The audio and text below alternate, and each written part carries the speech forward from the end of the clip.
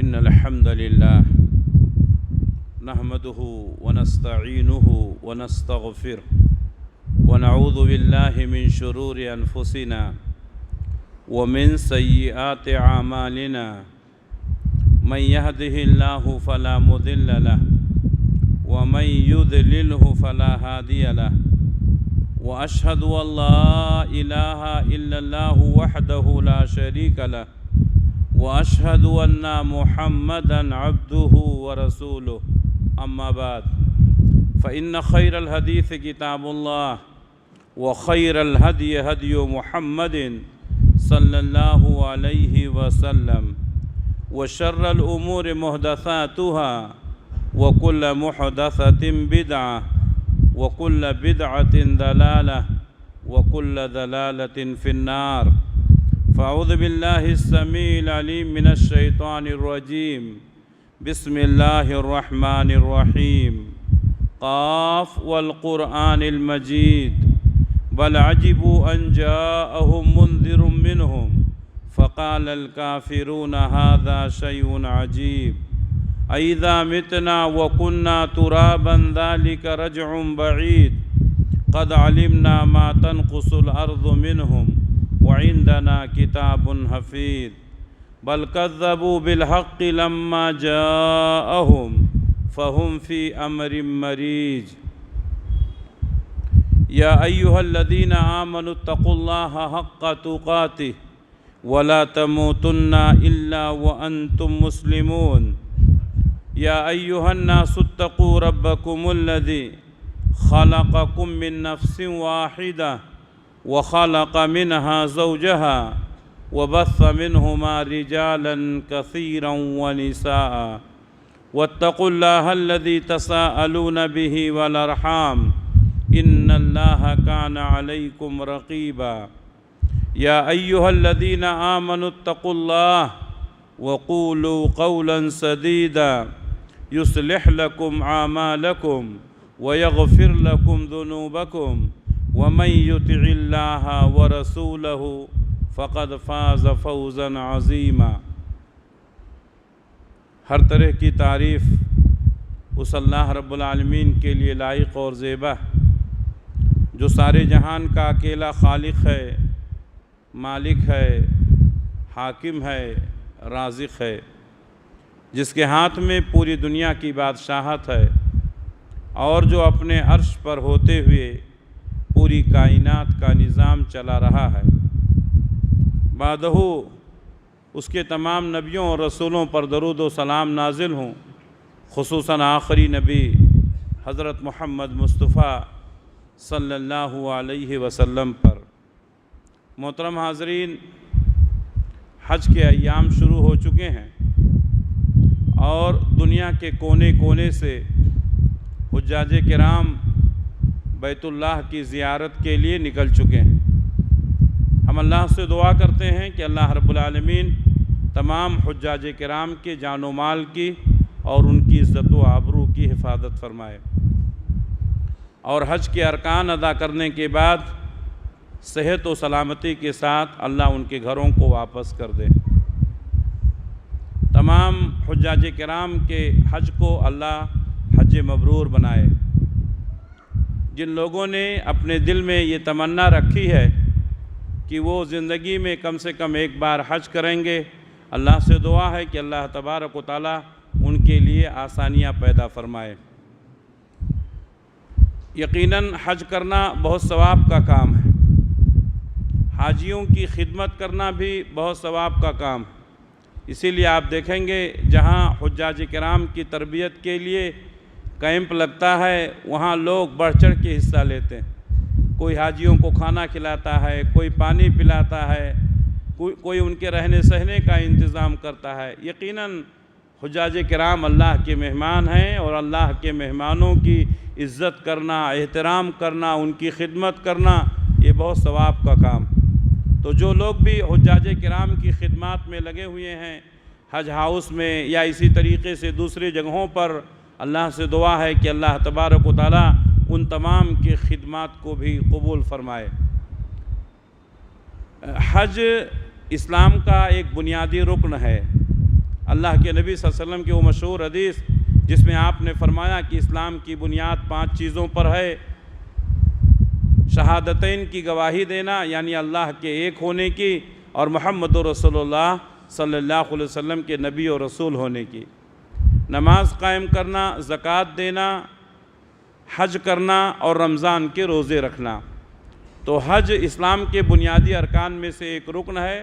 اگر کوئی حج کی فرضیت کا انکار کرتا ہے تو وہ کافر ہو جائے گا، لیکن استطاعت ہونے کے باوجود بھی اگر کوئی حج نہیں کرتا ہے تو وہ فاسق اور فاجر ہے۔ اس لیے جتنے حضرات بھی حج کی استطاعت رکھتے ہیں ان کو چاہیے کہ وہ پہلی فرصت میں حج کرنے کی کوشش کریں، اس لیے کہ حج صاحب استطاعت پر فرض ہے۔ پیارے نبی صلی اللہ علیہ وسلم کی ایک حدیث ہے، آپ نے فرمایا کہ جو شخص حج کا ارادہ کرتا ہے تو اس کو چاہیے کہ وہ جلدی کرے۔ کیوں؟ آنے والے وقت میں کوئی پریشانی ہو سکتی ہے، ہو سکتا ہے اس کی صحت نہ ساتھ دے، ہو سکتا ہے اس کے پاس روپے پیسے نہ رہ جائیں، ہو سکتا ہے اس وقت ملکوں کی خانہ جنگی شروع ہو جائے، راستے پرامن نہ رہ جائیں۔ تو اس لیے جو بھی صاحب حیثیت ہے اس کو حج کرنے میں جلدی کرنا چاہیے، یہ اللہ کے نبی صلی اللہ علیہ وسلم کا حکم ہے۔ حج کر لینا یہ اصل نہیں ہے۔ حج سے ہم کو عبرت کیا ملتی ہے، حج سے ہم کو نصیحت کیا ملتی ہے، حج کے اسباق کیا ہیں، حج کا پیغام کیا ہے، یہ معلوم ہونا ضروری ہے۔ اس لیے بہت سارے لوگوں کو ہم جانتے ہیں، ہمارے درمیان بھی بہت سارے لوگ ہوں گے جو ایک نہیں کئی حج کر چکے ہیں۔ تو حج کرنے کے بعد انسان کو کیسا ہونا چاہیے، حج سے ہم کو پیغام کیا ملتا ہے؟ بہت سارے لوگوں کو دیکھا گیا ہے کہ حج کر کے آتے ہیں لیکن پھر بھی نماز روزے کا اہتمام نہیں ہے۔ بہت سارے لوگ ہیں جو حج کر کے آتے ہیں لیکن ان کے اندر شرک پایا جاتا ہے۔ بہت سارے لوگ ہیں حج کر کے ہیں لیکن ان کے گلے میں، ان کے ہاتھوں پر تعویذ لگا ہوا ہے یا کالے دھاگے باندھے ہوئے ہیں۔ تو شرک میں ڈوبا ہوا انسان اگر حج کرتا ہے تو کوئی فائدہ نہیں ہے۔ تو حج کا پیغام کیا ہے، حج کے اسباق کیا ہیں؟ آج کے اس جمعہ کے خطبے میں انہی باتوں کی طرف آپ کی توجہ دلاؤں گا۔ اللہ سے دعا ہے کہ اللہ تبارک و تعالی مجھے حق بات کہنے کی، آپ حضرات کو سننے اور سمجھنے کی، اور ہم تمام کو حق بات قبول کرنے کی اور عمل کرنے کی توفیق عنایت فرمائے۔ حج کا جو سب سے پہلا پیغام ہے وہ توحید ہے۔ اگر آدمی کا توحید درست نہیں ہے تو اس کو کوئی بھی عبادت فائدہ نہیں پہنچا سکے گا، چاہے وہ حج ہی کیوں نہ ہو۔ اور قدم قدم پر حج کے جو ارکان ہیں، قدم قدم پر توحید کا درس ملتا ہے۔ سب سے پہلی بات، انسان جب حج کے لیے نکلتا ہے تو جو تلبیہ پڑھتا ہے، لبیک اللہم لبیک لبیک لا شریک لک لبیک ان الحمد والنعمت لک والملک لا شریک لک۔ اس کا مطلب کیا ہے؟ لبیک اللہم لبیک، حاضر ہوں اے میرے پروردگار، میں تیرے لیے حاضر ہوں۔ لبیک لا شریک لک لبیک، اے میرے پروردگار میں حاضر ہوں، تیرا کوئی شریک نہیں ہے۔ ایک حاجی اپنی زبان سے کیا کہتا ہے؟ اے اللہ میں تیرے لیے حاضر ہوں، تیرا کوئی شریک نہیں ہے۔ لیکن اگر وہ شرک میں ڈوبا ہوا ہے تو اس نے جو تلبیہ کا کلمہ تھا اس کا حق ادا نہیں کیا۔ اس لیے ایک حاجی کے لیے پہلے ضروری ہے کہ اپنے آپ کو شرک سے پاک کرے۔ ایک حاجی کے لیے پہلے ضروری ہے کہ وہ توحید پرست ہو۔ ایک حاجی کے لیے پہلے ضروری ہے کہ شرک سے اپنے آپ کو الگ کرے، اس لیے کہ شرک میں ڈوبا ہوا انسان وہ کوئی بھی عبادت کرے تو اللہ اس کی عبادت کو قبول نہیں کرے گا، اور مشرک کتنی بھی عبادت کر لے وہ جنت میں نہیں جا سکتا۔ اِنَّهُ مَن يُشْرِكْ بِاللَّهِ فَقَدْ حَرَّمَ اللَّهُ عَلَيْهِ الْجَنَّةَ وَمَأْوَاهُ النَّارُ۔ جو شخص اللہ کے ساتھ شریک کرتا ہے تو اس کا ٹھکانہ جہنم ہے، وہ جنت میں نہیں جا سکتا ہے۔ اسی طریقے سے حج میں جو توحید کا درس ہوتا ہے، جو دعائیں ہم پڑھتے ہیں، خصوصاً رکن یمانی اور حجر اسود کے درمیان ہمارے نبی صلی اللہ علیہ وسلم جو دعا پڑھتے تھے، اور ہمیں بھی جو دعا پڑھنے کا حکم دیا گیا ہے وہ کیا ہے؟ ربنا آتنا فی الدنیا حسنۃ وفی الآخرۃ حسنۃ وقنا عذاب النار۔ اے ہمارے پروردگار ہماری دنیا کو بہتر بنا دے، ہماری آخرت کو بہتر بنا دے، وقنا عذاب النار، اور جہنم کے عذاب سے ہم کو بچا لے۔ ہم کس سے دعا کرتے ہیں؟ اللہ سے دعا کرتے ہیں۔ ہم کس کو پکارتے ہیں؟ اللہ کو پکارتے ہیں۔ ہم اپنی دنیا بنانے کے لیے کس سے سوال کرتے ہیں؟ اللہ سے سوال کرتے ہیں۔ ہم اپنی آخرت سنوارنے کے لیے کس سے سوال کرتے ہیں؟ اللہ سے سوال کرتے ہیں۔ ہم عذاب جہنم سے بچنے کے لیے کس کی پناہ مانگتے ہیں؟ اللہ کی پناہ مانگتے ہیں۔ یہ دعا توحید سے بھری ہوئی ہے میرے بھائیوں، اس لیے حج کے ایک ایک رکن میں توحید کا درس ہے۔ آپ دیکھیں گے حج کے جو شعائر ہیں، بہت سارے لوگ خصوصاً ہندوستان، پاکستان، بنگلہ دیش اور نیپال، یہاں لوگ تبرکات کو بہت اہمیت دیتے ہیں۔ تبرکات ان کے یہاں بڑی اہمیت ہے۔ آپ دیکھیں گے کسی مسجد میں آج نبی صلی اللہ علیہ وسلم کے نالین مبارک کی زیارت ہوگی، آپ صلی اللہ علیہ وسلم کے منہ مبارک کی زیارت ہوگی۔ اس کی حقیقت کیا ہے؟ کیا نبی کے نالین ہیں وہ؟ اس کا کوئی پروف ہے؟ کیا نبی صلی اللہ علیہ وسلم کے بال منہ مبارک اب نبی کے ہی بال ہیں؟ اس کا کوئی ثبوت ہے؟ کچھ بھی نہیں ہے۔ لیکن حجر اسود تو جنت سے آیا ہے، اس کا ثبوت ہے کہ نہیں ہے؟ مقام ابراہیم کا جو پتھر ہے وہ جنت سے آیا ہے، اس کا ثبوت ہے کہ نہیں ہے؟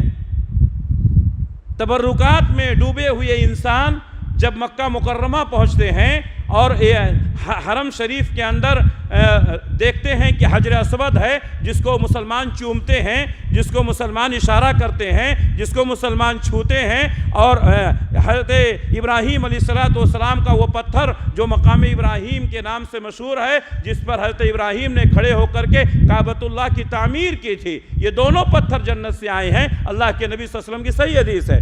لیکن آپ نے دیکھا کہ وہاں کوئی تبرک حاصل کرتا ہے؟ حجر اسود پر جا کر کے کوئی پھول چڑھاتا ہے؟ مقام ابراہیم پر جا کر کے کوئی چادر چڑھاتا ہے؟ نہیں، بس تبرکات ہیں۔ دیکھتے ہیں کیا نصیحت ملتی ہے۔ ہمارے ہندوستانی مسلمان کسی کی قبر پر جاتے ہیں تو وہاں پھول چڑھاتے ہیں، وہاں چادر چڑھاتے ہیں، وہاں بیٹھ کر کے توسل حاصل کرتے ہیں، اس سے دعا کرتے ہیں، اس سے دعا کرواتے ہیں۔ یہ ساری چیزیں شرکیہ عمل ہیں۔ اللہ کے نبی صلی اللہ علیہ وسلم آپ نے اپنی امت کو ان چیزوں سے بچنے کا حکم دیا ہے۔ یہ شرکیہ اعمال انسان کو جہنم تک پہنچا دیتے ہیں۔ تو حرم شریف میں جانے والا، کعبۃ اللہ کی زیارت کرنے والا، رکن یمانی، حجر اسود اور مقام ابراہیم کو دیکھنے والا اس سے عبرت اور نصیحت حاصل کرتا ہے۔ حضرت عمر بن خطاب رضی اللہ تعالیٰ عنہ آپ طواف کر رہے تھے، طواف کے دوران حجر اسود کے سامنے کھڑے ہوئے اور فرمایا کہ اے پتھر، انی اعلم انک حجر، میں جانتا ہوں تو ایک پتھر ہے، لا تنفع ولا تضر، نہ تو نفع پہنچا سکتا ہے نہ نقصان پہنچا سکتا ہے۔ اگر میں نے اپنے نبی کو تجھے چومتے ہوئے نہیں دیکھا ہوتا تو میں تجھے کبھی نہیں چومتا۔ معلوم یہ ہوا کہ تبرکات کی کوئی حیثیت نہیں ہے۔ یہ اتھینٹک ہے کہ حجر اسود اور مقام ابراہیم کا پتھر جنت سے آیا ہے، لیکن وہ اپنی جگہ پر ہے، نہ وہاں کوئی پوجا کرتا ہے، نہ اس کو کوئی سجدہ کرتا ہے، نہ اس کے اوپر کوئی پھول اور چادر چڑھاتا ہے۔ تو یہ یہاں پر توحید کا درس ملتا ہے۔ اسی طریقے سے حج میں جو ہم کو اسباق ملتا ہے، قدم قدم پر سنتوں کی پیروی کرنا، قدم قدم پر اللہ کے نبی صلی اللہ علیہ وسلم کی سنتوں کو یاد رکھنا۔ کعبۃ اللہ کا چکر لگاتے وقت 7 ہی چکر لگانا ہے۔ آپ اگر 6 لگائیں گے تو آپ کا طواف نہیں ہوگا۔ اگر آپ 8 کر دیں گے، طواف کرنا اچھی بات ہے، طواف کرنا عبادت ہے۔ اب آپ سوچیں گے طواف کر ہی رہے ہیں، 7 کے بجائے 8 کر دیں تو آپ کا طواف ہوگا؟ نہیں ہوگا۔ کیوں؟ ہمارے نبی نے 7 کیا ہے تو 7 ہی چکر لگانا۔ قدم قدم پر اتباع سنت کی تعلیم دی جاتی ہے۔ اجتباع کسے کہتے ہیں؟ جب آپ یہاں سے جاتے ہیں اور آپ طواف شروع کرتے ہیں تو داہنا کندھا کھول لیتے ہیں۔ بعض جاہل قسم کے لوگ ہیں، یہیں سے کندھا کھول کر جاتے ہیں، یہ غلط ہے۔ آپ احرام پہن کر کے جائیں، یقیناً ہمارا جو میقات ہے یا لملم وہ اس سے پہلے آ جاتا ہے، ہمارا جو جہاز اترتا ہے جدہ میں اس سے پہلے لملم آ جاتا ہے، اس لیے آپ یہاں سے احرام پہن کر جاتے ہیں، اچھی بات ہے، لیکن کندھے کھلا رکھنا یہیں سے، اس کی تو کوئی حدیث نہیں ہے۔ طواف کے وقت اجتباع کرنا ہے، داہنے کندھے کو کھولنا ہے۔ کیوں کھولتے ہیں؟ سنت پر عمل کرتے ہوئے۔ کھولیں گے تو بھی، نہیں کھولیں گے تو بھی کیا فرق پڑتا ہے؟ لیکن نہیں، ہمارے نبی نے ہم کو یہ سبق دیا ہے کہ ہمارے نبی نے جیسا کیا ہے ویسا ہم کو کرنا ہے، اس لیے ہم کیا کرتے ہیں؟ کندھے کو کھول لیتے ہیں۔ پہلے چکر میں 3 چکر میں ہم رمل کرتے ہیں۔ رمل کسے کہتے ہیں؟ ذرا جاگنگ کرنا، ذرا تیز چلنا۔ کیوں چلتے ہیں تیز؟ ہمارے نبی کا حکم ہے۔ واقعہ یہ ہے کہ جب صحابہ کرام ہجرت کر کے مکہ سے مدینہ گئے تو مدینہ پہنچنے کے بعد وہاں ان کو بخار نے پکڑ لیا۔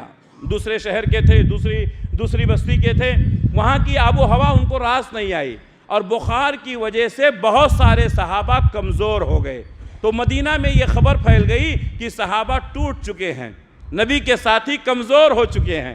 تو جب حج کے لیے، عمرے کے لیے آئے تو بعض صحابہ نے مکہ کے کافروں کو دکھانے کے لیے کہ ہم کمزور نہیں ہوئے ہیں، ہمارے اندر ابھی طاقت ہے، ان لوگوں نے رمل کیا۔ پیارے نبی صلی اللہ علیہ وسلم نے دیکھا کہ کس صحابہ کرام رمل کر رہے ہیں۔ ہمارے نبی نے فرمایا عام حالتوں میں ایسی چال چلنا، دکھانا یہ درست نہیں ہے، لیکن یہاں چونکہ ایک مقصد کے لیے کیا گیا ہے، ہمارے نبی نے فرمایا یہ بہت اچھا قدم ہے۔ اللہ اکبر، تاکہ دشمن کو بتایا جائے کہ ہم ٹوٹے نہیں ہیں، دشمن کو بتایا جائے کہ ہم کمزور نہیں ہوئے ہیں۔ نبی کی اسی سنت پر عمل کرتے ہوئے، صحابہ کرام کی اس سنت پر عمل کرتے ہوئے، اس لیے حاجی جب جاتا ہے تو پہلے 3 چکروں میں کیا کرتا ہے؟ رمل کرتا ہے۔ قدم قدم پر اتباع سنت ہے۔ اسی طریقے سے آپ منی میں رہیں گے، مزدلفہ میں رہیں گے، عرفات میں رہیں گے۔ عام حالتوں میں ہم کیا کرتے ہیں؟ پوری نماز پڑھتے ہیں، لیکن ہمارے نبی صلی اللہ علیہ وسلم نے دوران حج آپ نے منی میں بھی، عرفات میں بھی، مزدلفہ میں بھی قصر کیا ہے۔ بہت سارے ہمارے ساتھی جو جاتے ہیں وہاں کہتے ہیں نہیں ہم قصر نہیں کریں گے، وہ 4 رکعت عصر کی پڑھتے ہیں، 4 رکعت عشاء کی پڑھتے ہیں، 4 رکعت ظہر کی پڑھتے ہیں۔ حالانکہ اللہ کے نبی صلی اللہ علیہ وسلم کے ساتھ حج کرنے والے بہت سارے مکہ کے صحابہ بھی تھے، لیکن مکہ کے صحابیوں نے بھی منی میں بھی قصر کیا، عرفات میں بھی قصر کیا، مزدلفہ میں بھی قصر کیا۔ اس لیے ایک حاجی دوران حج منی میں، عرفات میں، مزدلفہ میں، تینوں جگہ پر قصر کرے گا۔ یہ سنت ہے، حج کرنا اصل نہیں ہے، نبی کی سنت کے مطابق حج کرنا یہ اصل ہے۔ ہمیں چاہیے کہ ہم اس کا خاص خیال رکھیں۔ صحیح کرتے وقت بھی اللہ کے نبی صلی اللہ علیہ وسلم نے شروع کیا کہاں سے؟ صفا سے، اور ختم کہاں کیا؟ مروہ پر۔ ہم اسی پر عمل کرتے ہیں۔ اللہ کے نبی صلی اللہ علیہ وسلم نے فرمایا کہ 2 ہری پٹیاں ہیں صفا اور مروہ کے درمیان۔ حضرت ہاجرہ نے صفا سے مروہ پر جاتے وقت وہاں پر ذرا دوڑا تھا، اس لیے اللہ کے نبی صلی اللہ علیہ وسلم نے اس سنت کو باقی رکھا، کہا 2 ہری پٹیوں کے درمیان ذرا تیز چلا جائے تو 7 چکر سعی کی جائے۔ یہ اللہ کے نبی صلی اللہ علیہ وسلم کا حکم ہے، ہم اس کا خاص خیال کرتے ہیں۔ اور منی میں قیام کرنا، آپ مکہ میں ہوتے ہوئے منی میں ہی آپ کو رات گزارنی ہے۔ 8 سے لے کر کے 12 یا 13 تک آپ کو منی میں ہی رات گزارنی ہے۔ آپ چاہیں کہ آپ اپنے کمرے میں چلے جائیں، وہاں آرام سے سوئیں، نہیں جا سکتے ہیں، اس لیے کہ ہمارے نبی کا حکم ہے کہ 5 راتیں جو ہیں کہاں گزارنی ہیں؟ منی میں ہی گزارنی ہیں۔ اسی طریقے سے وقوف عرفہ آپ دیکھیں گے، خیال کریں گے، جو لوگ حج کو گئے ہیں، جو نہیں گئے ہیں، اللہ ان کو نصیب فرمائے، پورا دن عرفات میں رہتے ہیں۔ اور اس کے بعد کب ہم کو نکلنا ہے عرفات کے میدان سے؟ مغرب کی اذان کے بعد۔ مغرب کی اذان کے بعد سب سے زیادہ پہلے جو نماز پڑھی جاتی ہے، سب سے زیادہ نماز میں جو جلدی کی جاتی ہے، کون سی نماز ہے؟ مغرب کی نماز۔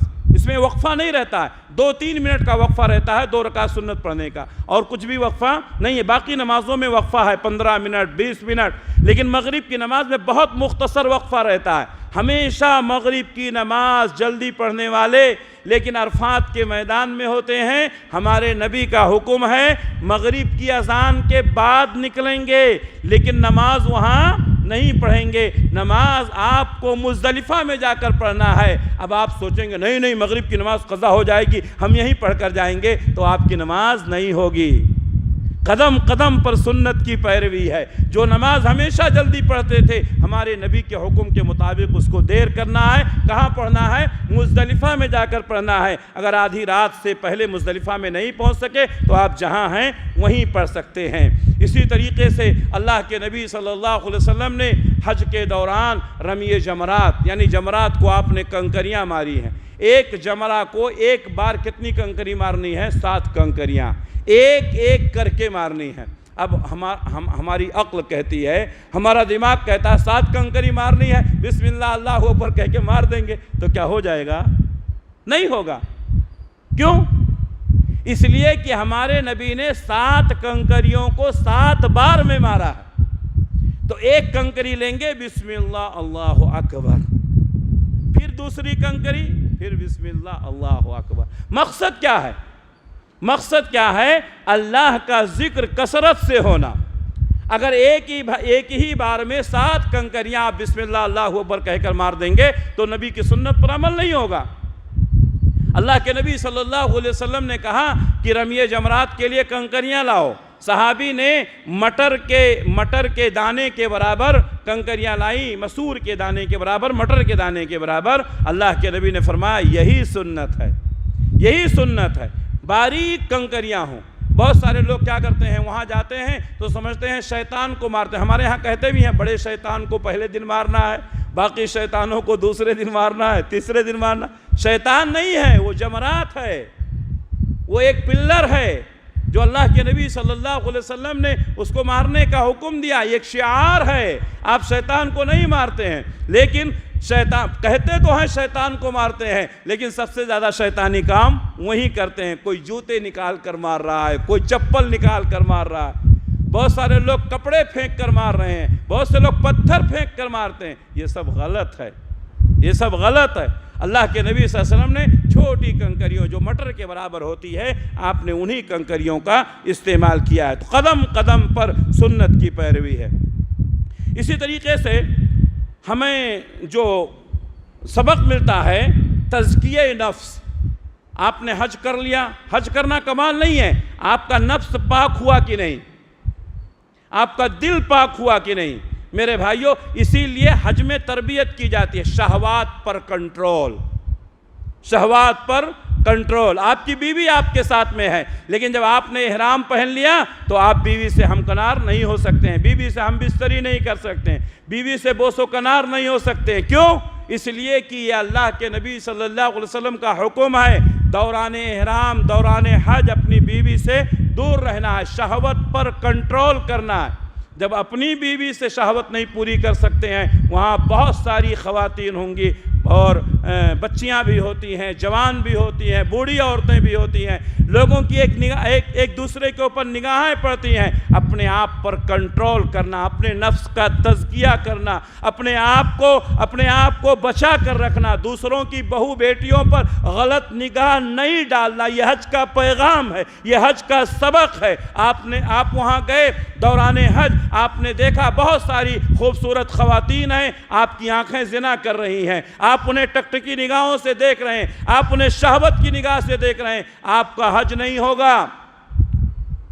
یہ حج کے ارکان ہم کو نفس پر کنٹرول کرنا سکھاتے ہیں، ہم کو شہوات پر کنٹرول کرنا سکھاتے ہیں۔ جب اپنی بیوی سے ہم شہوت پوری نہیں کر سکتے ہیں، اپنی بیوی کو شہوت کی نگاہ سے نہیں دیکھ سکتے ہیں، اپنے آپ پر کنٹرول کرنا، اپنے نفس کا تزکیہ کرنا، دوسروں کی بہو بیٹیوں پر اگر ہم شہوت کی نگاہ ڈالیں گے تو کیسا ہو سکتا ہے؟ اسی طریقے سے اللہ کے نبی صلی اللہ علیہ وسلم نے فرمایا کہ احرام کی حالت میں کوئی شکار نہ کرے، کوئی شکار، اپنی شہوت پر کنٹرول کرنا، اپنے جذبات پر کنٹرول کرنا۔ یہ ہم کو کیا حج سکھاتا ہے۔ آج مسلمان بہت جذباتی ہو گئے، بات بات پر گالی گلوچ کرنا، بات بات پر لڑائی جھگڑا کرنا، بات بات پر دوسروں کی عزتوں کے ساتھ کھلواڑ کرنا۔ اللہ کے نبی صلی اللہ علیہ وسلم نے اس سے منع کیا۔ حج کے دوران اپنے نفس پر کنٹرول کرنا۔ پیارے نبی نے فرمایا من حج فلم یرفث ولم یفسق رجع کیوم ولدته امہ۔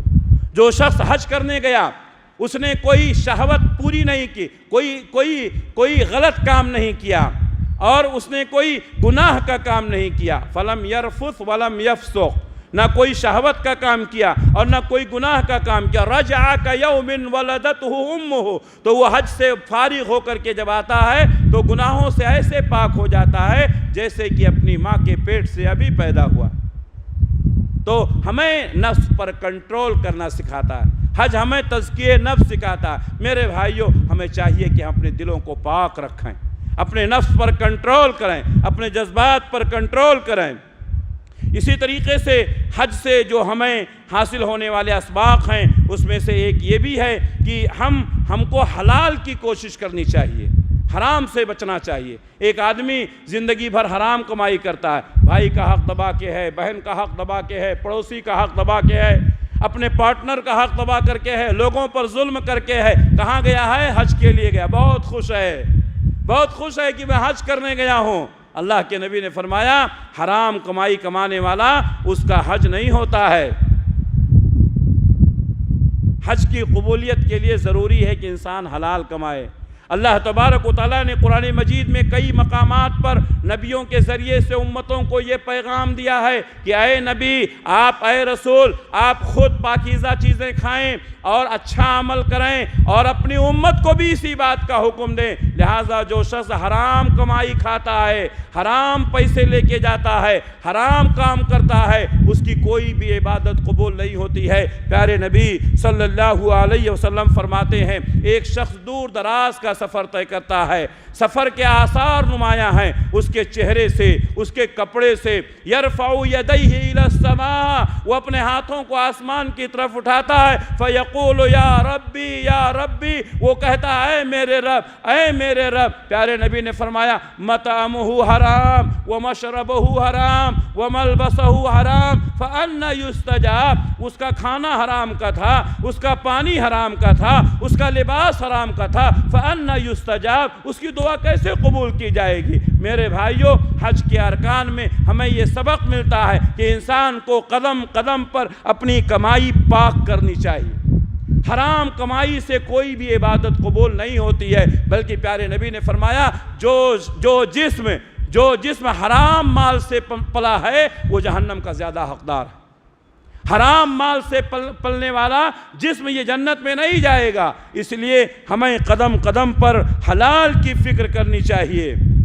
اسی طریقے سے حج کے جو ارکان ہیں، حج کے جو اسباق ہیں، ان اسباق میں سے ہمیں یہ سبق ملتا ہے اجتماعیت۔ آج مسلمانوں کا حال کیا ہے؟ ہر آدمی اپنے آپ کو بڑا سمجھتا ہے، ہر آدمی اپنی جماعت کو اچھا سمجھتا ہے، ہر آدمی کل حزب بما لدیہم فرحون، آدمی اپنے آپ میں مگن ہے۔ حالانکہ ہم ایک امت ہیں، ایک نبی کے ماننے والے ہیں، ایک قرآن کے ماننے والے ہیں، ایک اللہ کے ماننے والے ہیں۔ منفعت ایک ہے، اس قوم کا نقصان بھی ایک ہی، سب کا نبی، دین بھی، ایمان بھی ایک، حرم پاک بھی، اللہ بھی، قرآن بھی ایک۔ کچھ بڑی بات تھی ہوتے جو مسلمان بھی ایک، فرقہ بندی ہیں کہیں اور کہیں ذاتیں ہیں، کیا زمانے میں پنپنے کی یہی باتیں ہیں؟ یوں تو مرزا بھی ہو، سید بھی ہو، افغان بھی ہو، تم سبھی کچھ ہو، بتاؤ کیا مسلمان بھی ہو؟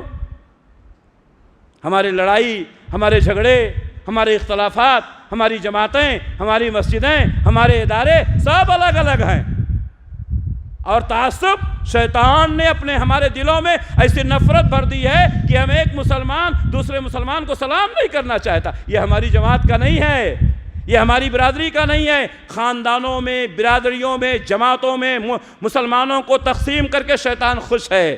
میرے بھائیوں، یہ حج کا پیغام کیا ہے؟ اجتماعیت کا درس دیتا ہے۔ کیا کالا، کیا گورا، کیا بڑا، کیا چھوٹا، کیا بادشاہ، کیا فقیر، کیا امیر، کیا غریب، کیا چھوٹا، کیا بڑا، سارے کے سارے لوگ ایک ہی لباس میں، ایک ہی آواز میں لبیک اللہم لبیک لبیک لا شریک لک لبیک ان الحمد والنعمت لک والملک لا شریک لک۔ اجتماعیت کی تعلیم دی جاتی ہے، اجتماعیت کا سبق ملتا ہے میرے بھائیوں۔ اور دوسری جگہوں پر کوئی یہاں رہتا ہے، کوئی وہاں رہتا ہے، لیکن 9 ذی الحجہ کو عرفہ کے دن عرفات کے میدان میں تمام حجاج کرام، کیا مرد کیا عورت، سارے لوگ ایک ہی لباس میں، ایک ہی مقصد لیے ہوئے، اللہ ہم کو معاف کر دے۔ میرے بھائیوں، سارے کے سارے لوگ، کیا یہ اجتماعیت کا درس ہے؟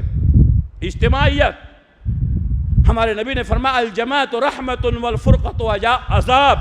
جماعت، اجتماعیت رحمت ہے، تفرقہ عذاب ہے۔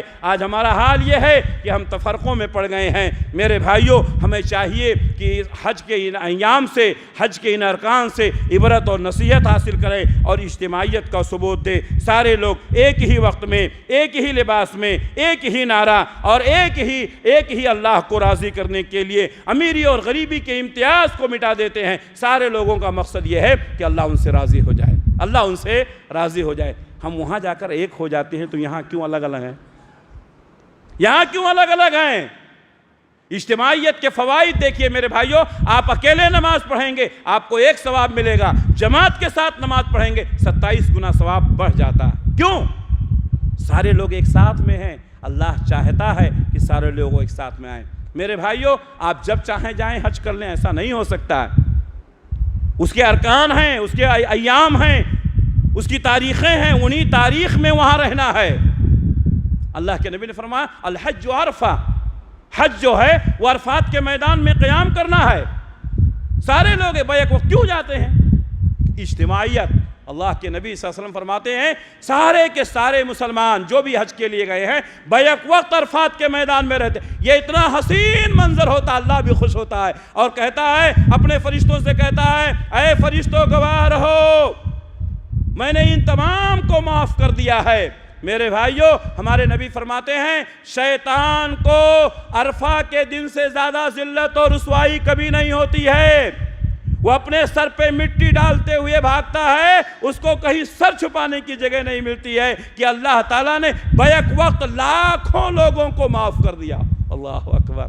میرے بھائیوں، یہ اجتماعیت کے فوائد ہیں، اس لیے اجتماعیت کی زندگی گزاریں اور انفرادیت سے اپنے آپ کو الگ کریں۔ فرد ملت ربط ملت، فرد قائم ربط ملت سے ہے تنہا کچھ نہیں، فرد قائم ربط ملت سے ہے تنہا کچھ نہیں، موج ہے دریا میں بیرون دریا کچھ نہیں۔ آپ کا مقام اپنی جگہ پر ہوگا، لیکن جب جماعت کے ساتھ مل کر رہیں گے اس وقت آپ کی اہمیت بڑھ جاتی ہے۔ اس لیے کہ ایک پتا جب درخت سے لگا ہوا رہتا ہے لوگ اس کو درخت کہتے ہیں، لیکن جب پتا ٹوٹ کر گر جاتا ہے تو ہوا اس کو اڑا لے جاتی ہے، خس و خاشاک بنا دیا جاتا ہے۔ میرے بھائیوں، اجتماعیت کے ساتھ زندگی گزاریں، یہ حج کا پیغام ہے۔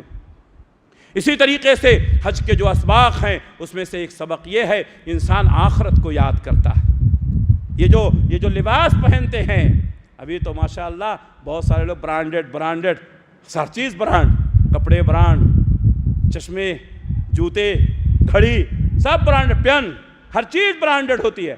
لیکن میرے بھائیوں، جو ہم وہ پہنتے ہیں احرام کے کپڑے پہنتے ہیں وہ کوئی برانڈ ہوتا ہے؟ دو کپڑے، صرف دو چادر، ایک نیچے کو سلتے بھی نہیں ہیں۔ آپ نے کپڑے اتار دیے، یہ احرام یہ ہم کو کفن کی یاد دلاتا ہے کہ اے انسان تیری حیثیت کچھ بھی ہو، تو لاکھوں میں ہے، کروڑوں میں ہے، اربوں میں ہے، تیری حیثیت جو کچھ بھی ہو، ایک دن تجھے سب کچھ اتار کے یہی دو کپڑے سادے پہننے ہیں، یہی دو سادے کپڑے پہننے ہیں۔ اور ہم دیکھتے ہیں انسان جب مر جاتا ہے اس کے چشمے اتار دیے جاتے ہیں، اس کی گھڑی نکال دی جاتی ہے، عورتیں ہیں ان کے زیورات اتار دیے جاتے ہیں، صرف کفن کے کپڑے پہنا دیے جاتے ہیں، اور دنیا سے رخصت کرتے وقت یہ پیغام دے کر جاتا ہے میت کہ تمہارے پاس کچھ بھی ہو، تمہاری حیثیت کچھ بھی ہو، لیکن اللہ کے سامنے جو تم کو حاضر ہونا ہے اسی لباس میں جانا ہے۔ میرے بھائیوں، یہ آخرت کی یاد دلاتا ہے۔ حج کے یہ ارکان، حج سے ہمیں یہ اسباق ملتا ہے کہ انسان آخرت کی فکر کرتا ہے۔ یہ احرام کے کپڑے، سارے برانڈڈ کپڑے اتار کر کے دو چادر پہن کر اللہ کے لیے نکل جاتا ہے اللہ کے لیے۔ اللہ اکبر۔ کچھ بھی نہیں ہے، سب کچھ چھوڑ کر چلا گیا، گھر چھوڑ دیا، کمپنی کارخانے چھوڑ دیے، دکان چھوڑ دیے، رشتہ داروں کو چھوڑ دیا، نکل گیا اللہ کے لیے۔ اللہ اکبر۔ ایسے ہی جانا ہے چھوڑ کر میرے بھائیوں۔ عرفات کے میدان میں بہت سارے لوگ یہ دعا کرتے ہیں کہ اے اللہ، جس طریقے سے ہمیں آج یہاں اکٹھا کیا ہے کل تو ہمیں اسی طرح عزت کے ساتھ یہاں بلانا۔ عرفات کا میدان یہ محشر کا میدان نہیں ہے، بہت سارے لوگ سمجھتے ہیں۔ اس سے پہلے بھی میں نے بتایا محشر کا میدان کہاں ہے؟ ملک شام میں ہے۔ اس عقیدے کی اصلاح کر لیں۔ بہت سارے حجاج کرام عرفات کے میدان میں اس عقیدے کے ساتھ دعا کرتے ہیں کہ مر کے یہیں آنا ہے، وہاں نہیں جانا، شام میں جانا ہے۔ یہ اللہ کے نبی صلی اللہ علیہ وسلم کی صحیح حدیث ہے۔ وہاں پر انسان یاد کرتا ہے اللہ کو، خصوصاً مزدلفہ کی رات۔ آپ کو عرفات میں خیمہ مل جائے گا، جبکہ صرف دن بھر رہنا ہے۔ فجر کے بعد جاتے ہیں، مغرب کے بعد نکل جاتے ہیں، صرف دن بھر، لیکن خیمہ ملے گا۔ مینا میں آپ کو 5 دن رہنا ہے، آپ کو خیمہ ملے گا۔ مزدلفہ کے میدان میں نہ نیچے کچھ ہے نہ اوپر کچھ ہے، کچھ بھی نہیں ہے، کوئی خیمہ نہیں ملے گا آپ کو کھلے آسمان کے نیچے زندگی گزارنی ہے۔ اور جب انسان لیٹتا ہے تو دیکھتا ہے اس کو آسمان نظر آ رہے ہیں۔ انسان کی حقیقت کیا ہے؟ تیرے بنگلے، تیری گاڑی، تیرا سب کچھ وہیں اللہ تعالیٰ نے دنیا میں دکھا دیا، سب کچھ ہوتے ہوئے تیرے پاس کچھ بھی نہیں ہے، ایک خیمہ بھی تجھے نصیب نہیں ہوا۔ مزدلفہ کے میدان میں خصوصی طور پر ہمارے ذہن میں یہ تصور ہونا چاہیے۔ بہت سارے لوگ بتا کے دیتے ہیں مزدلفہ میں خوب عبادت کرنا، غلط ہے۔ ہمارے نبی نے فرمایا مزدلفہ میں آرام کرو، مزدلفہ میں آرام کرو۔ کیا نبی کی مخالفت کرتے ہیں سب لوگ؟ ہمارے نبی کا حکم مزدلفہ میں آرام کرو، کیوں؟ کل 4 کام تم کو کرنے ہیں اور وہ بہت بڑے بڑے کام ہیں، اس لیے رات بھر آرام کرو۔ بہت سارے لوگ مزدلفہ میں خوب عبادتیں کرتے ہیں، مزدلفہ میں عبادت کرنے کا نہیں ہے بلکہ مزدلفہ میں آرام کرنے کا وقت ہے۔ اسی طریقے سے ہمیں حج کے جو اسباق ملتے ہیں، گناہوں سے توبہ کرنا۔ ایک انسان اس امید کے ساتھ جاتا ہے حج کرنے، لاکھوں روپے خرچ کرتا ہے۔ یہ سال مجھے معلوم پڑا بہت سارے لوگ 10 لاکھ 12 لاکھ روپے دے کر کے حج کو جا رہے ہیں پرائیویٹ سے۔ 10 لاکھ 12 لاکھ روپے معمولی بات ہے؟ میں آپ کو بتاتا ہوں، آپ سوچیں آپ 12 لاکھ روپے آخر کیوں خرچ کر رہے ہیں؟ اپنے گناہوں سے توبہ کے لیے نا۔ جس طریقے سے ایک بیمار آدمی ڈاکٹروں سے علاج کر کے جب تھک جاتا ہے، بیماری دور نہیں ہوتی ہے، تو ڈاکٹر اس کو مشورہ دیتے ہیں کہ ایسے ڈاکٹر کے پاس جاؤ جو اس بیماری کا اسپیشلسٹ ہے، اس کے پاس جاتے ہیں۔ آپ کو کینسر کا علاج کرنا ہے، عام ڈاکٹر سے نہیں کروائیں گے۔ کیوں؟ اس لیے کہ عام ڈاکٹر کیا جانے کہ کینسر کا علاج کیا ہوتا ہے۔ آپ کینسر کے جو ماہرین ڈاکٹر ہیں ان کے پاس جاتے ہیں۔ میرے بھائیوں، ہم ہر روز اللہ کے گھر میں حاضر ہوتے ہیں، توبہ کرتے ہیں، اللہ سے دعائیں کرتے ہیں، لیکن جب گناہ بہت زیادہ ہوتے ہیں تو ہم کہاں جاتے ہیں؟ اللہ کے اس گھر میں جاتے ہیں جو تمام مسلمانوں کا قبلہ ہے، جس کو حضرت ابراہیم علیہ السلام نے تعمیر کیا تھا۔ کیوں؟ اس لیے کہ جب گناہ بہت زیادہ ہو جاتے ہیں وہاں پہنچنے کے بعد دھل دیا جاتا ہے۔ اللہ اکبر۔ لاکھوں روپے خرچ کر کے انسان جاتا ہے اس امید کے ساتھ کہ اللہ اس کے گناہوں کو معاف کر دے گا۔ میرے بھائیوں، تو یہ ہم کو حج کا پیغام، یہ ہم کو یہ سبق دیتا ہے کہ انسان کو گناہوں سے توبہ کرنی چاہیے۔ اسی طریقے سے قدم قدم پر صبر کی تلقین کی جاتی ہے۔ کیوں؟ اگر صبر نہیں کرے گا تو وہ حج کے ارکان کو پورا نہیں کر سکے گا۔ ایک دوسرے کے ساتھ ہمدردی اور غمخواری کا معاملہ ہوتا ہے۔ دیکھتے ہیں ایک حاجی دوسرے حاجی کی خدمت کر رہا ہے، ایک عورت دوسرے عورت کی خدمت کر رہی ہے۔ ہمدردی اور غمخواری کا یہ منظر آپ کو دوسری جگہ کہیں نہیں ملے گا۔ ان تمام باتوں کے بعد اللہ سے دعا ہے کہ اللہ تبارک و تعالیٰ سعودی حکومت کو جزائے خیر عنایت فرمائے۔ اتنے بڑے حاجیوں کی خدمت کرنا یہ معمولی بات نہیں ہے۔ ہم کوئی پروگرام کرتے ہیں، 10-20 ہزار لوگ جمع ہو جاتے ہیں، 1 گھنٹے 2 گھنٹے کے لیے ان کو کنٹرول کرنا، ان کے کھانے کا انتظام کرنا، ان کے پینے کا انتظام کرنا، 2 گھنٹے 4 گھنٹے کے لیے 10-20 ہزار لوگوں کا انتظام ہم نہیں کر پاتے ہیں۔ 50 لاکھ لوگوں کا انتظام کرنا، ان کے کھانے کا، ان کے پینے کا، ان کے رہنے کا، ان کے سونے کا، ان کی بیماری کا، ان کے علاج کا، ہر طرح کا انتظام سعودی حکومت کرتی ہے۔ میرے بھائیوں، حاجیوں کی خدمت کرنا وہ اپنا ایمان اور دھرم سمجھتے ہیں۔ اللہ سے دعا ہے کہ اللہ تبارک و تعالیٰ ایسی حکومت کو اور پائیدار حکومت بنائے۔ اللہ ان کو دنیا اور آخرت کی اللہ تبارک و تعالیٰ کامیابیاں نصیب فرمائے۔ میرے بھائیوں، بہت سارے لوگ کوئی غلطی ہو جاتی ہے سعودی حکومت سے، اس کو لے کر کے اچھل پڑتے ہیں سعودی حکومت کو بدنام کرنے کے لیے۔ میرے بھائیوں، کیسے بھی ہیں وہ ہم سے اچھے ہیں، کتنے بھی برے ہیں لیکن ہم سے اچھے ہیں۔ میرے بھائیوں، ان کی برائیاں ان کی اچھائیوں سے بہت کم ہیں۔ کوئی بھی انسان برائیوں سے پاک نہیں ہے، ہر انسان سے خطائیں اور غلطیاں ہوتی ہیں۔ ہم ہزاروں غلطیاں کرتے ہیں لیکن ہمیں احساس نہیں ہوتا ہے۔ سعودی حکومت کی طرف سے اگر کوئی کلپ آپ کو مل گئی کہ سعودی حکومت نے فلاں غلطی کی ہے، لوگ پورا بیڑا اٹھا لیتے ہیں سعودی حکومت کو بدنام کرنے کے لیے۔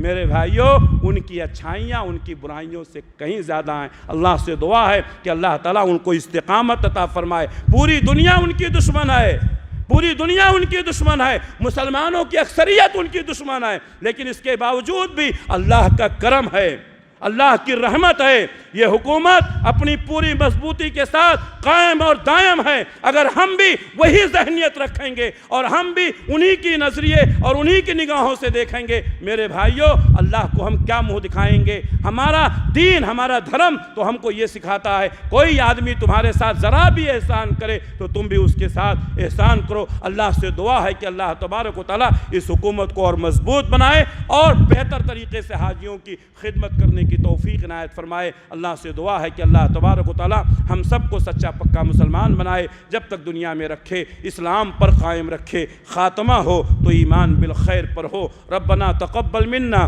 انک انت السمیع العلیم وتب علینا انک انت التواب الرحیم برحمتک یا ارحم الراحمین، آمین۔